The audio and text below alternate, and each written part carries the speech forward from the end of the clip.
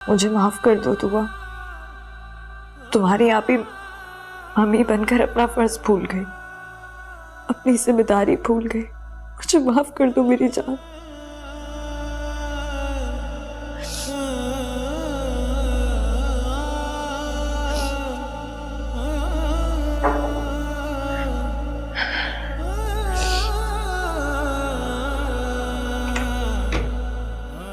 साहब ने चाय के लिए कहा था। लेकिन सिकंदर तो घर पर ही नहीं है। साहब को तो आए 1 घंटा हो गया है। उन्होंने मुझे कहा चाय लेकर आओ। हो सकता है कि दुआ बीबी के कमरे में हो। मैं वहीं जाके पता करती हूँ। नहीं, तुम रुक जाओ, मैं लेकर जाती हूँ।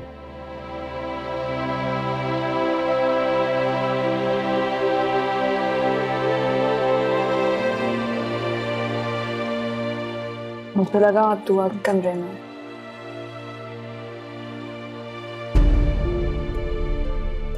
सिकंदर, मुझे माफ कर दें। मैं जानती हूँ मेरी गलती माफी के लायक नहीं है, लेकिन आप मुझे कोई भी सजा देना, मगर खुद से और दुआ से दूर मत कीजिए।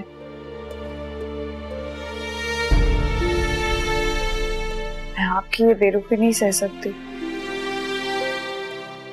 मुझे दुआ के कमरे में जाने की इजाजत दे दीजिए। मैं तुम्हें माफ करने वाला या सजा देने वाला कोई नहीं, लेकिन फिर भी अगर तुम्हें लगता है कि तुम्हारी की हुई गलती माफी के काबिल है तो गलत हो तुम।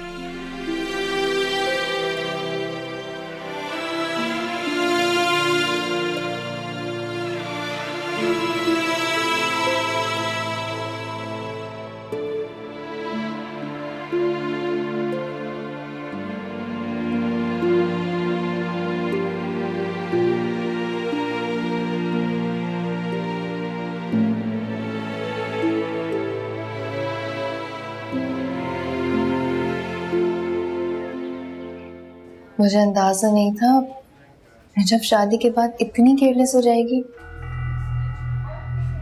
खैर सिकंदर, तुम अपने आप को संभालो। जो होना था वो हो गया है। प्लीज मलिया, मैं इस वक्त कोई बात नहीं करना चाहता। तुम्हें मुझसे बात करनी होगी। मैं दोस्त हूँ तुम्हारी, कितने सालों से हम साथ हैं। इस हालत में नहीं देख सकती मैं तुम्हें। इसीलिए कह रहा हूँ ना, अकेला छोड़ दो मुझे। तुम क्या उसे घर में कैद करने के लिए लाए थे? ये मैंने नहीं कहा, वो कह रही थी। क्या कह रही थी? यही कि अब वो दुआ की मेड नहीं है जो उस पर इस तरह की पाबंदियां लगाई जाएं। नजफ ने कहा है।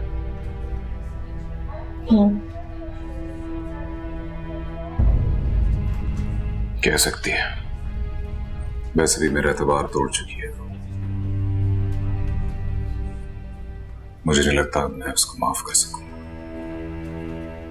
मैं मानती हूँ सिकंदर कि वो दुआ का ख्याल नहीं रख पाई जिस तरीके से उसे रखना चाहिए था, मगर तुम भी तो देखो ना सिकंदर, बीवी है वो तुम्हारी।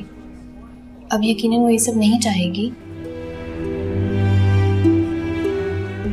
मैं नहीं मान सकता ये। सबूत तो कल तुम्हें मिल चुका है, अब ना मानने की कोई गुंजाइश नहीं है।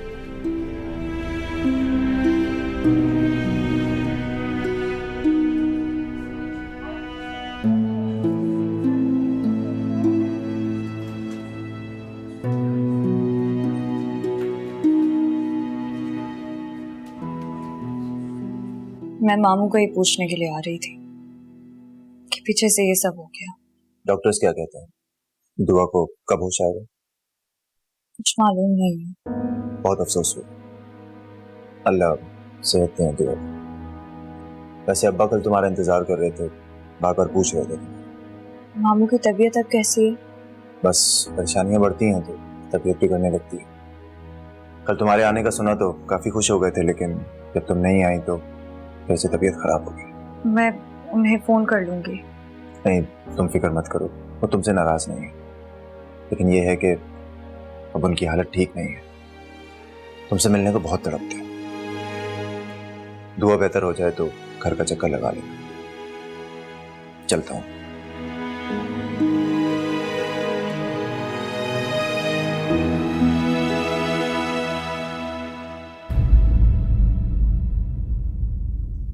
नजफ, जी अब तक तुम सिकंदर की जिंदगी के सब दुख जान चुकी होगी। उसके माजी में ऐसा क्या कर्ब है जिसे वो आज तक भुला नहीं पाया, जो उसके साथ चिमटा हुआ।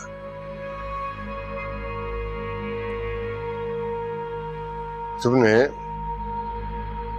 उसके माजी को उसके सामने ला खड़ा किया है। जो कुछ उसकी माँ और बहन के साथ पेश आया।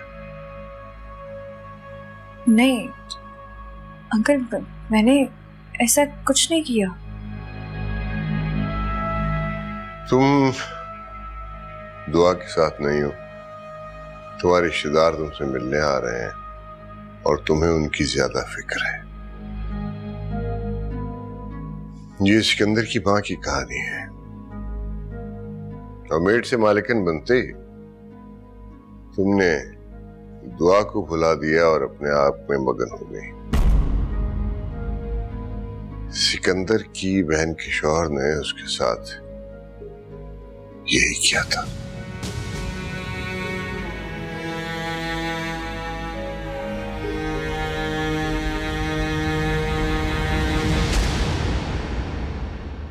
सिकंदर, तुम हर चीज के बारे में बहुत सोचते हो, इसीलिए टेंशन कम होने के बजाय ज्यादा हो जाती है।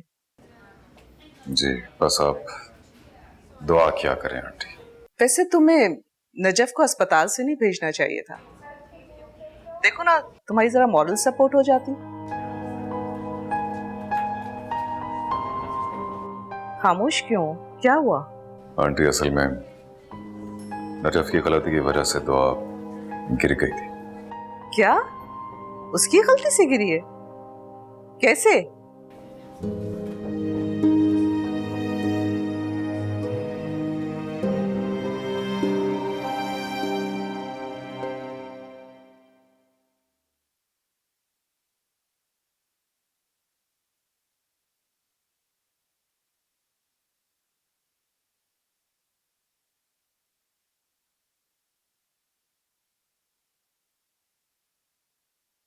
तू जानता है कि मैं उससे कितनी मोहब्बत करती हूँ।